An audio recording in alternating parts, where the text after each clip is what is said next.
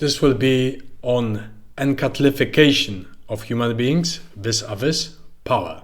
Whether we take it for governmental power, metaphysical power, any other power that wants command over minds, hearts, souls, beliefs, and so on. So, there is an axiom in Jamblichus De Mysteris Aegyptiaca: the gods exist. From these ontological realities we derive all the other axioms, theories, hypotheses, inductive, deductive feedback loops, theurgy, magic, philosophy within the sacred domain. We postulate that these souls and spirits and daimons exist, from which we derive all our theories, experiments, and systems. Without those two axioms, we collapse into fantasy, into imagination, into psychologisms, into psychiatrization, which is a tool of power as well. So in the modern world, when you are within this paradigm, you need to defend yourself from the onslaught of information that attempts to contradict it. You may say that a madman is fortified in a castle of delusions and no valid information reaches him.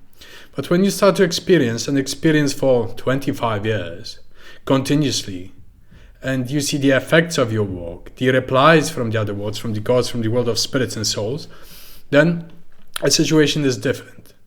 You are not living in a hostile world, you are living in an ignorant world. And as a cognoscent, you ward yourself against this onslaught of mediocrity, of atheization, of bigotry, of religious enslaving bullshit. You are an anarchist vis-a-vis official institutional religions. You are an experimenter and align yourself with the gods despite the current prevailing paradigm.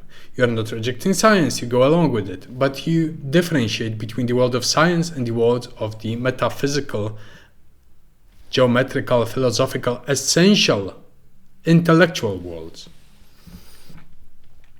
So what is in the interest of any power? It is to prevent the occurrence of any liberator, a rebel, self-made or otherwise, that actually bypasses the system of control and power and liberates himself, or inspires others to liberate themselves as individuals, individuation, their genius, the junona, and to return towards the planetary spheres, towards the stars, shedding the body away. So whenever you see some new policies, some new ideas, some new, let's say, scientific paradigms or pseudo-scientific, whenever you see it from the perspective of metaphysics, of the spirit, the progress of science, technology, and so on is a fact. But what you see is humanity falling into the Plato's not cave, but catacombs, virtualities, AI, and all that. So you build your own pathways, your own golden bridges towards godhood, towards divinity.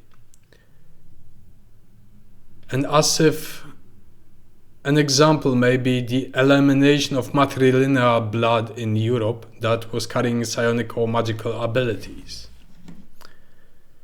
So the witch burning and all that folk magic, ancient lineages of priestesses that were reduced to shreds.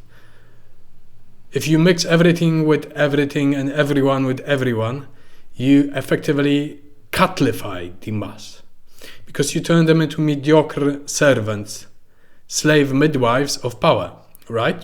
You give them comfort, you give them work, you give them place to live, and they are as if domesticated cattle. They do not wish anything else. They do not imagine greater worlds possible.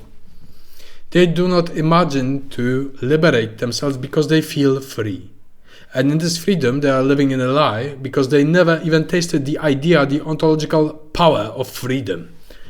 When you witness that, you know what enslaves you, what makes you into this catlified mass. And you try to ascend and put a wedge in your progress. You ascend higher, that ziggurat step, wedge. Higher step, wedge. Higher step, wedge. Least do we fall. And there will be plenty of naysayers. That's why it's not a great idea to become public with it. It is difficult knowledge and difficult art, magic, theurgy, philosophy. That's not for everyone, right? But for those of you who follow this path, it is an appeal to continue, despite the ignorance, despite the naysayers, and you need to discern. That is, you need to be aware of the other, of the paradigmatic approaches of society, religion, ideology, science, techne. The whole idea of the noosphere. You need to have multiple models and you need to shuffle them in order to understand it. And if you follow this golden thread of a noble path, of the kingly way, queenly way, via regia, you know you're on the right path. And you need to be a worldly person. That is, you need to understand everything from their perspective, despite the fact that they're negating your path, and you follow that path nevertheless, because you are reinforced on this path all the time. Why do I say it? Because it's a very thin thread line. You're as if a tightrope walker, and you are walking your path towards that golden mountain. And everything tries to pull you down, not only the pull of the void, the chthonic diamonds, but also society itself, which is encattled and bedeviled by itself. Don't try to convince a religious bigot or an atheist towards anything. No. You may discuss, you may exchange ideas. But it is your path. This is the solitary way of woe and sorrow. Because you would like to see this world of gods rebridged again to humanity. But it's a vain enterprise, a vain endeavor. So you walk your own path solitarily and you never let go. Despite many forces trying to erase your memories, to put you down to sleep, to make you an ignorant. Carry on, have a family, breed, live, walk, die, and then return to the cycle. And time is going forth, it won't be any better. So it's this one chance, one fortunate tiche that carries you on towards the world of the gods. And I'm leaving this perhaps as a testimony.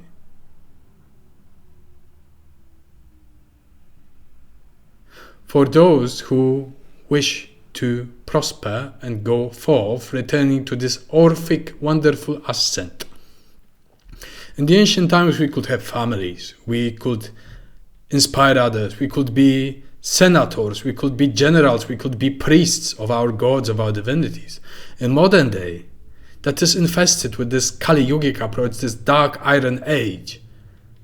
It is a mere impossibility. Thus we carry hells on our backs, and we move forth with our eyes and lamps fixed towards the stars. There is no other way. Because the modern age is very difficult, and it's a very narrow path. You'll have all sorts of new age bullshit. All sorts of religious crap, sectarian crap. You'll have scientisms, psychologisms, psychiatrisms trying to convince you that you're in the wrong, and the establishment that is in the right. So, let it be that to the society I'm deeply deluded and perhaps insane, but between me and the gods I require no further replies. I had enough experiences to follow this path and leave it all behind. And I leave it as a testimony for those of you who are willing to follow this narrow path through lies and slander and bullshit and schemas and machinations of all forms that you'll encounter on the way. It's not an easy path. But if you succeed, you'll know you succeed. Pater liber mater victoria.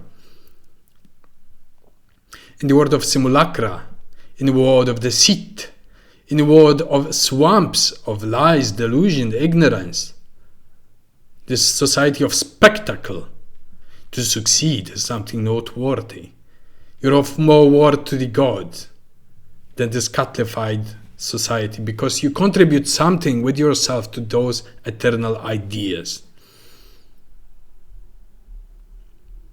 And in golden age, as in the vector of the past, to excel was very difficult amongst the excellent people. In modern days, to excel amongst the catlified masses is not a great feature, but still very difficult. Thank you.